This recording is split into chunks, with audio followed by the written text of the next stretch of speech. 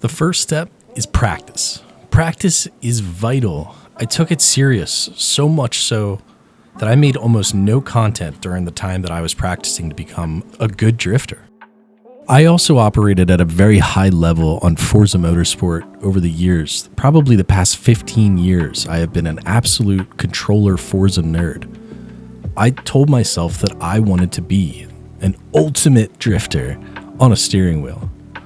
All jokes aside, I also didn't want to do it the way that other people do it. I didn't want to go in and I have to do donuts in a circle for an hour and do this and that. Like, I started in Toge right away. I saw Jimmy Broadbent's video, and it set me off. He was doing Toge down the mountain and all these Torinos were chasing him. And it was a great video. I started running Toge lobbies for hours, getting used to the physics, trying new things. I'm not gonna lie, my obsession was a little weird. I think I rewatched Initial D like 3 times in this time period.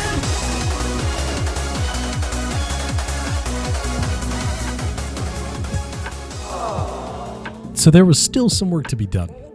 But what was I missing? There had to be something. So I suited up and did what any 30-year-old rational mind would do in this situation. I upgraded. I started with a SimLab Evo GT1 cockpit, a big upgrade over my Playseat Evolution that I used at the time. I also upgraded to a Huskenveld Sprint pedal set. I was also able to locate a damaged Sparco seat for about $220. Next came my eBay handbrake, my Fanatec shifter, and last but not least, an upgrade from a T300 RS to a SimMagic Alpha Mini wheel. Now, I'll be the first to admit, with the upgrades that I made, I definitely noticed more consistency in my driving in general, whether it's racing, drifting, Toge, rally, doesn't matter. I was really starting to see some improvement. As you can see in the background, I really started to get normal tracks like this pretty much under control. I didn't feel comfortable following, leading, no problem. There was still something that was missing. I was still flying into turns too quickly. I was banging into walls and just being overall inconsistent from run to run.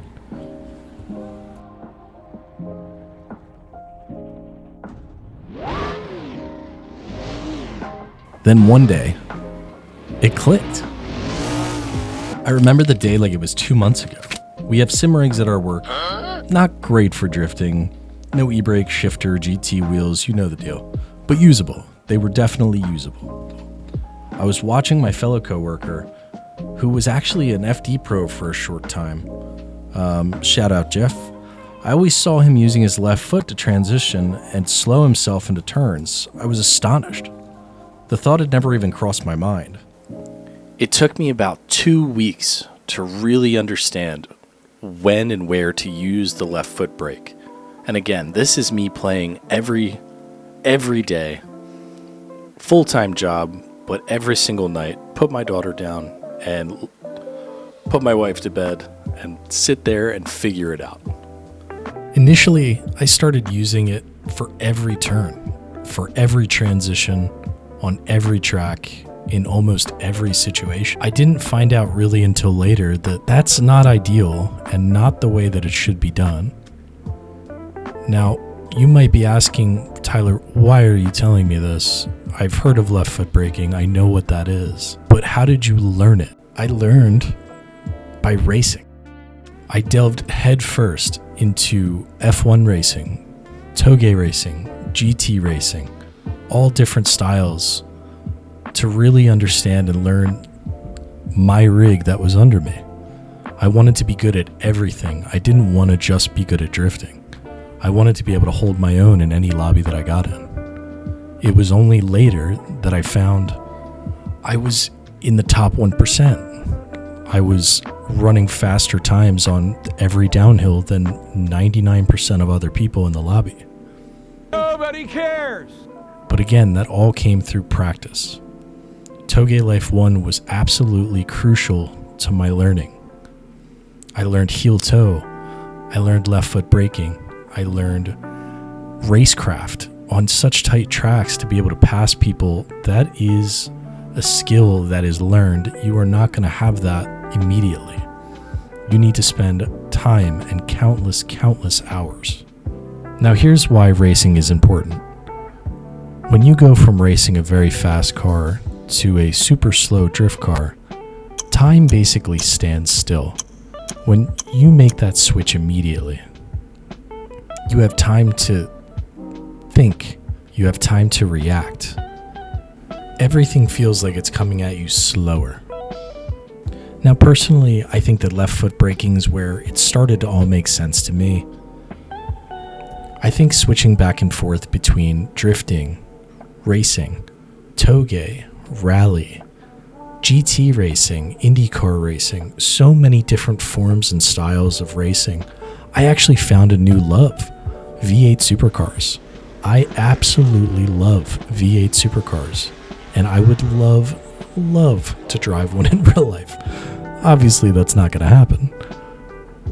But switching back and forth between all the different games too, from Assetto Corsa to Forza Motorsport, Forza Horizon 5, even AMS2 and Dirt Rally. All of these games provided a little bit more information and a little bit of help to making me better and progress a lot faster. I upgraded to a VR headset, and that's when, for me, drifting became almost easy. The amount of spatial awareness and being able to see the elevation changes and the undulation of every single track like you're actually in the game was amazing. And don't worry, I know the background footage doesn't look great, but in the actual headset it looks absolutely otherworldly. Now, I said that it was easy, and that may be a stretch, but for the most part, I felt that I was outgrowing Toge Life 1 and the AE86 drift car from Kunos, the DLC. So I wanted to go back and revisit some harder to drift cars, FD cars, D1GP cars, the stuff that I started with that, again, you should not start with. One more time for the people in the back. Start racing first. Now that your fundamentals are set, now is the time to push yourself out of your comfort zone. Step 7 is just that.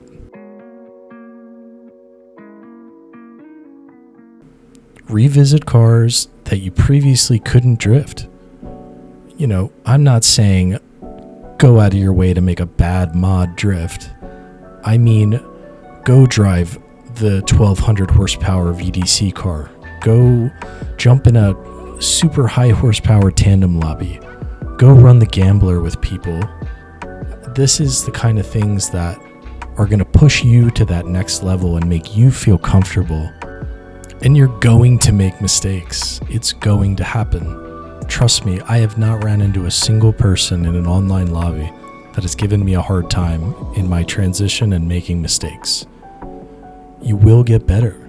With every single turn, you're going to learn something new. You could also even try drifting on other games. I will be the first one to tell you, though, Forza Motorsport is kind of cheeks. I'm not sure what they did. The racing feels great, but the drifting, oh my god. Like, this video that you're seeing took me way too long to make. It took way too long. It just does not feel right. So don't get discouraged if a game does not line up. Assetto Corsa, even Car X, are the pinnacles of what it should feel like. But in all reality, guys, no matter what you're drifting on, whatever game you're on, if you're on a controller, if you're on a wheel, it doesn't matter. As long as you're having a good time and you're giving back to your community in some way, I think that I'll show you respect no matter what, man. So thank you guys for watching. I hope you learned something. Please leave a like and a comment. Also, throw a sub down. Helps me out tremendously. You guys have a great day. Thanks so much.